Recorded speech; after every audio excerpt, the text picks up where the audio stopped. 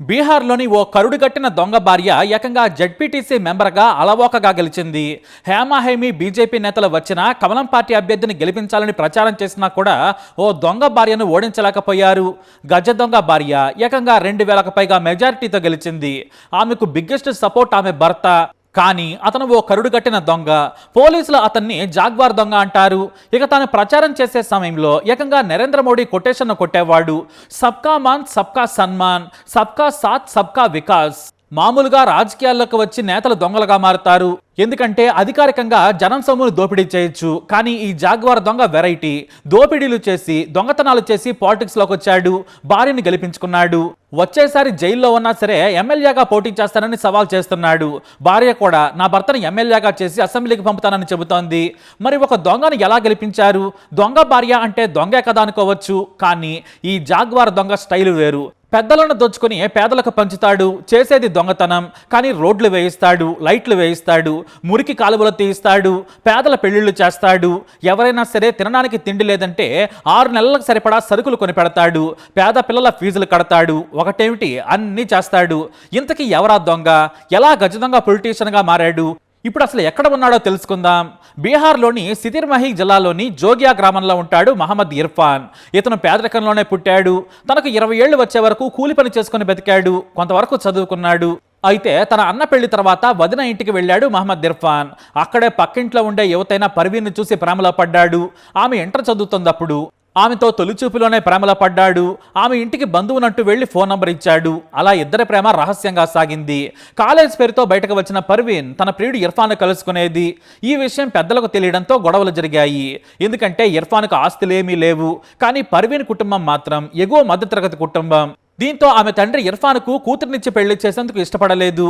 దీంతో గొడవలు జరిగాయి. కానీ పర్వీన్ మాత్రం తాను ఇష్టపడ్డ ఇర్ఫాన్తోనే లేచిపోయింది. ధైర్యంగానే పర్వీన్ని తీసుకొచ్చి తన ఇంట్లోనే ఉంచుకున్నాడు. పెద్దలు కూడా ఇక పర్వీన్కు నచ్చాక గొడవలొద్దని వారించారు. అప్పటి నుంచి పర్వీన్ తన తల్లిదండ్రులను 2 ఏళ్ల వరకు కలుసుకోలేదు. అయితే పర్వీన్ తండ్రి అన్నట్టుగానే కటిక దరిద్రంలో అనుభవిస్తున్నారు. భార్యగా పర్వీన్ని తెచ్చుకున్నా కూడా ఆమెను సరిగ్గా చూసుకోలేకపోతున్నానని బాధపడేవాడు. దీంతో పర్వీన్కు బాగా వంటలు వస్తాయని తెలిసి ఓ హోటల్ పెట్టాడు. కానీ వర్కౌట్ కాలేదు. కొన్నాళ్ల పాటు ముంబై వెళ్లి ఉద్యోగం చేశాడు. సంపాదన అక్కడ ఖర్చులకే సరిపోవడం లేదు. దీంతో మళ్లీ తన సొంతూరుకు వచ్చాడు ఇర్ఫాన్. అప్పుడే జీవితంలో డబ్బు కోసం అలసిపోయిన ఇర్ఫాన్ ఇక దొంగతనాలు చేయాలనుకున్నాడు. ఎందుకంటే చివరి చెల్లి పెళ్లికి రూపాయి కూడా లేదు. దీంతో ఏం చేయాలో అతని తల్లిదండ్రులు అర్థం కాక ఏడుస్తున్నారు. ఇక ఏ ఆలోచన లేకుండా 2010లో ఇంట్లో చెప్పా పంటకుండా వెళ్ళిపోయాడు. 4 రోజుల తర్వాత 4 లక్షల రూపాయలు తీసుకుని ఇంటికి వచ్చాడు. డబ్బు ఎక్కడదంటే అప్పు చేశానని ఇంట్లో వాళ్ళకి చెప్పాడు. కానీ భార్య పర్వీన్కు మాత్రం నిజం చెప్పాడు. లక్నోలోని ఓ ధనవంతుల ఇంట్లో రాత్రి దొంగతనం చేసి తీసుకొచ్చానని చెప్పాడు. ఆమె షాక్ అయింది. కానీ చెల్లి పెళ్లి ఘనంగా జరిగింది. ఒకసారి సక్సెస్ఫుల్ గా దొంగతనం చేసిన ఇర్ఫాన్ దాన్నే కొనసాగించాడు. కావలసినంత డబ్బు సంపాదించాలంటే దొంగతనమే కరెక్ట్ అనుకున్నాడు. మొదట యూపీలోని లక్నో లాంటి సిటీల్లో మహిళల బంగారం గొలుసుల నుంచి బ్యాగులు ఎత్తుకొచ్చేవాడు. భార్య పర్వీన్ మొదట వారించిన డబ్బు బాగా తెస్తూ ఉండడంతో చప్పుడు కాకుండా భర్త తెచ్చిన దొంగ సొమ్మును దాచిపెట్టేది. అయితే ఓ రోజున తమ గ్రామంలో ప్రేమ వివాహం గొడవ జరిగింది. అమ్మాయిని ఎత్తుకొచ్చిన ఓ కుర్రాడికి డబ్బులు లేవు. దీంతో వెంటనే తాను దాచుకున్న డబ్బులో దాదాపు 1 లక్ష రూపాయలు ఆ కుర్రాడికి ఎడమ చేత్తో ఇచ్చేశాడు ఇర్ఫాన్. మీ కూతురికి భయం లేదు, నేనిచ్చిన డబ్బుతో బతుకుతారు, గొడవ చేయొద్దని వారించాడు. ఈ విషయం కాస్త గ్రామంలో తెలిసింది. అట్నుంచటు బీహార్ లోకల్ పోలీసుల దృష్టిలోకి ఇర్ఫాన్ వెళ్ళాడు. ఎందుకంటే సడన్ గా తిండి లేని స్థాయి నుంచి 1 లక్ష రూపాయలు ఇచ్చేంత డబ్బు ఎక్కడిదా అని వెంటనే విలేజ్ ఇన్ఫార్మర్లు సమాచారం ఇవ్వడంతో నిఘా పెట్టారు. ఓసారి ఎస్ఐ ఫోన్ చేసి పిలిపించాడు కూడా. దొంగతనాలు చేస్తే తొక్క తీస్తామని వార్నింగ్ ఇచ్చి పంపించాడు. దీంతో పంజాబ్ వెళ్లి భారీగా దొంగతనాలు చేసి దోచుకొని ఇంటికి వచ్చేవాడు. ఆ డబ్బుని గ్రామంలోని పేదలకు పంచేవాడు. విలేజ్ లో రోడ్డు సరిగ్గా లేకుంటే ఏకంగా 10 లక్షలు ఖర్చు పెట్టి రోడ్డు వేయించేశాడు. తమ గ్రామంలో వీధి లైట్లు వేయించాడు. ఆ తర్వాత పక్క గ్రామాల్లో కూడా సేవా కార్యక్రమాలు చేయటం మొదలు పెట్టాడు. ఖర్చులు పెరిగాయి. ఇక ఆ తర్వాత బీహార్ నుంచి హైదరాబాద్ వచ్చాడు గజ దొంగ ఇర్ఫాన్. ఈసారి స్టైల్ మార్చాడు. ఖాళీగా తాళాలు వేసి ఉన్న ఇళ్లలోకి చొరబడి దొంగతనాలు చేయడం స్టార్ట్ చేశాడు. హైదరాబాద్ పోలీసులు మొదటిసారి ఇర్ఫాన్ ను సీసీటీవీ కెమెరాల ద్వారా చేజ్ చేసి బీహార్కు చెందిన గజ దొంగ అని తేల్చారు. ఆ తర్వాత వెంటనే కేరళకు దొంగతనాలను మార్చాడు. అక్కడ కూడా దొంగ చిక్కినట్లే చిక్కి పారిపోయాడు. ఈసారి కర్ణాటక. కానీ దొరికాడు. అది కూడా చాలా దారుణంగా. దోపిడీ చేసి పారిపోతుండగా బెంగళూరు పోలీసులు చేజ్ చేసి పట్టుకున్నారు. కానీ దోచుకున్న సొమ్ము మాత్రం మెరుపు వేగంతో మాయించేశాడు. పోలీసులు ఎంత విచారణ చేసినా కూడా దొరకలేదు. అతని మీద కేసు నమోదు చేశారు. కానీ ఆధారాలు లేకపోవడంతో వెంటనే బెయిల్ వచ్చింది. ఇక దొంగతనాలు చేసిన డబ్బుతో పేదల పెళ్లిళ్లు చేయడం నుంచి అభివృద్ధి కార్యక్రమాలు చేస్తూ తమ గ్రామం నుంచి మండలం వరకు తన సేవతో పాపులర్ అయిపోయాడు ఇర్ఫాన్. కానీ చాలా జాగ్రత్తగా, పెద్దగా అటెన్షన్ లేకుండానే పనులు చేసేవాడు. అయితే ఈసారి దొంగతనం చేయకూడని చోట చేశాడు. ఢిల్లీలోని హై సెక్యూరిటీ ఉన్న ప్రాంతంలోని ఓ జడ్జి ఇంటికి తాళం వేసి ఉండగా దొంగతనానికి వెళ్ళాడు. మొహానికి ముసుగు వేసుకుని ఇంట్లో 65 లక్షల నగదు, బంగారం దోచుకున్నాడు. కానీ ఒకే ఒక మిస్టేక్ చేశాడు, అదే కారు. ఇంట్లో తాళం చెవి దొరకగానే కత్తిలా కారుంది, కొత్తగా ఉందని ఏకంగా జాగ్వార్ను దొంగతనం చేసి అదే కారులో తన ఇంటికి వచ్చాడు ఇర్ఫాన్. ఆ డబ్బుతో మళ్లీ పేదలకు పంచాడు, పిల్లల ఫీజులు చెల్లించాడు, ప్రభుత్వ స్కూల్కి కొంత విరాళం కూడా ఇచ్చాడు, సామూహిక పెళ్లిళ్లు చేశాడు. కానీ సరిగ్గా 5వ రోజు పోలీసులు అతని ఇంటి ముందుకొచ్చారు. ఢిల్లీ పోలీసులు చేసి పట్టుకుని తరలించారు.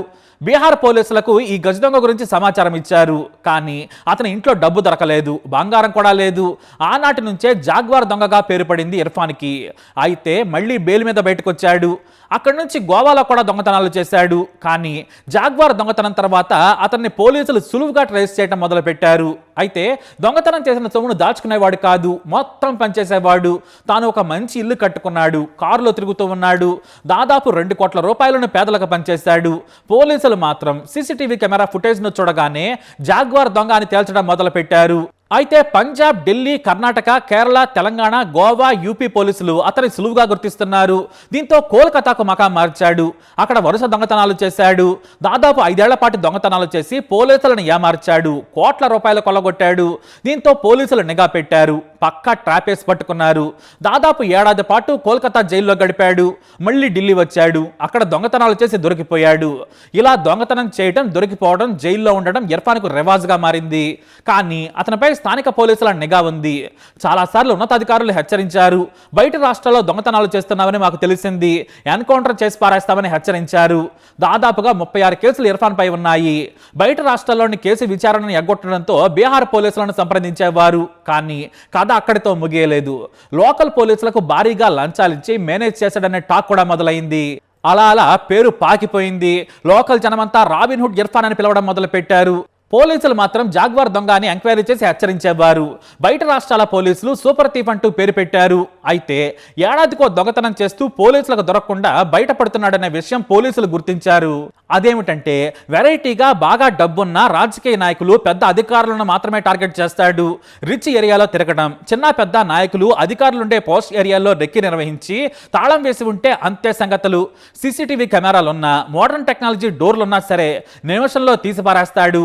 జాగ్వార్ తాళాలున్నా, గోద్రేజ్ లాక్కులున్నా సరే ఏ కంపెనీ లాక్ ఎలా తీయాలో మనోడికి తెలుసు. ఇక దర్జాగా మెయిన్ డోర్ నుంచే వెళ్ళి దోచుకొని వచ్చేస్తాడు. అలా వచ్చిన సొమ్మును పేదలకు పంచుతూ మంచి పేరు తెచ్చుకుంటూ ఉన్నాడు. కానీ తరచూ గజియాబాద్ ప్రాంతంలోని ధనికుల ఇళ్లలో బీహార్ దొంగలు పడుతున్నారని పోలీసులు నిఘా పెట్టారు. ఇంతలో మరో షాకింగ్ ఘటన జరిగింది. బీహార్ స్థానిక జడ్పీటీసీ ఎన్నికల్లో భార్య పర్వీన్ను నిలబెట్టాడు ఇర్ఫాన్. మోడీ డైలాగులతో ఏకంగా కాంగ్రెస్, జేడీయూ, బీజేపీ లాంటి తలపండిన నేతల ప్రచారం చేసినా కూడా ఇర్ఫాన్ భార్యను ఓడించలేకపోయారు. 2000 మెజారిటీ ఓట్లతో గెలిచింది పర్వీన్. ఎందుకంటే ఎన్నో మంచి పనులు చేశాడు ఇర్ఫాన్. విలేజ్ రోడ్ల నుంచి వీధి లైట్ల వరకు వేయించాడు, పెళ్లిళ్లు చేయించాడు, పేదలకు సాయం చేశాడు. దీంతో సులువుగా భార్యను గెలిపించుకున్నాడు. అంతేకాదు తన భర్త చేసిన మంచి పనులతో ఎమ్మెల్యేగా గెలుస్తాడని చెబుతోంది భార్య. బీహార్ అసెంబ్లీకి మా ఆయన వెళతాడని ఖచ్చితంగా చెబుతోంది. వచ్చే ఎన్నికల్లో పోటీ చేస్తాడని కూడా బహిరంగంగా చెప్పింది. నా భర్త దొంగతనాలు మానేశాడు, నాకు ఆయన చేసే పనులు ఇష్టం లేదు, కానీ ఆయన దొంగతనంగా తెచ్చిన డబ్బులన్నీ పేదలకే ఇచ్చాం, మా ఆయన దేవుడని చెబుతోంది పర్వీన్. కానీ యూపీ గజియాబాద్ పోలీసులు పక్కాగా ట్రాప్ చేసేశారు. బీహార్ పోలీసులు వదిలేసిన జాగ్వార్ దొంగ లైఫ్ను క్లోజ్ చేయాలనుకున్నారు. గజియాబాద్ కబీర్ నగర్లోని ఓ పోస్ట్ ఏరియాలో దొంగతనం చేసి పారిపోతూ ఉండగా పట్టుకున్నారు.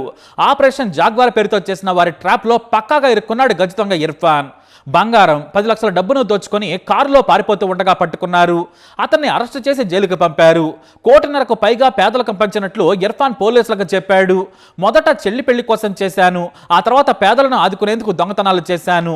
నేను ఏనాడు పేదవాళ్ళ ఇళ్లను దోచుకోలేదు. ధనవంతులను, రాజకీయ నేతలను, అవినీతి అధికారుల ఇళ్లలోనే దొంగతనం చేశాను. వాళ్ళు న్యాయంగా దొంగతనం చేశారు, నేను అన్యాయంగా దోచుకున్నాను, అంతే తేడా అని పోలీసులకే లాజిక్ చెప్పాడు ఇర్ఫాన్. కానీ ఈసారి మాత్రం ఇర్ఫాన్ కెరీర్ను క్లోజ్ చేసేశారు పోలీసులు. రిచ్ దొంగగా మారిన జాగ్వార్ థీఫ్ ఎమ్మెల్యే అయ్యేందుకు ప్లాన్ చేసుకున్నాడు. అందుకే ప్రూఫ్స్తో సహా కోర్టులో హాజరుపరిచి యోగి సర్కారు తీసుకొచ్చిన యాంటీ గ్యాంగ్స్టర్ యాక్ట్ కింద లోపలేశారు. అంతేకాదు ఉజలా గ్యాంగ్ పేరుతో దొంగతనాలు చేసినట్లు అంగీకరించాడు. కానీ అసలు అక్కడ గ్యాంగు లేదు, గ్యాంగ్ లీడర్ కూడా లేడు. గ్యాంగ్ లీడర్ అతనే, టీం కూడా అతనే. దీంతో మొత్తానికి ఇర్ఫాన్ని క్లోజ్ చేసేశారు పోలీసులు. బీహార్లో దొంగతనాలు చేయకుండా బయట రాష్ట్రాల్లో దోచుకుంటూ తమ గ్రామాల్లోనే కాదు చుట్టుపక్కల పేదలకు కూడా సాయం చేసి మంచి పేరే తెచ్చుకున్నాడు. కానీ గజియాబాద్ పోలీసులు యూపీలోని యాంటీ గ్యాంగ్స్టర్ యాక్ట్ నుంచి యాంటీ క్రైమ్ చట్టాల వరకు అన్నింటినీ ప్రయోగించి మొత్తానికి ఈ కొండవీటి దొంగని క్లోజ్ చేసేశారు. ధనికులు అలాగే ఎమ్మెల్యేలు, ఎంపీలు, రాజకీయ నాయకులు వీరిని మాత్రమే దోచుకునే ఈ కొండవీటి దొంగ గురించి మీరేమంటారు?